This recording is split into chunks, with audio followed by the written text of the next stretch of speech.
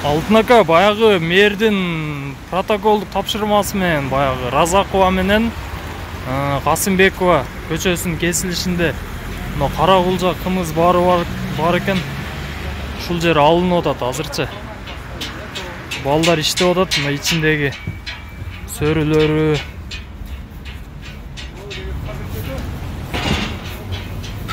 Решеткалары.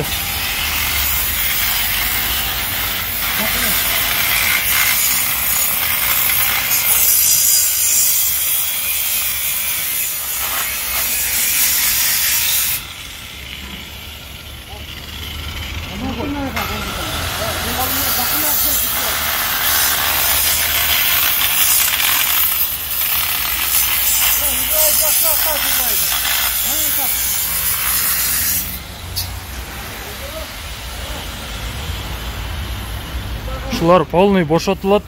Бүгүн эртең 2-3 күндө.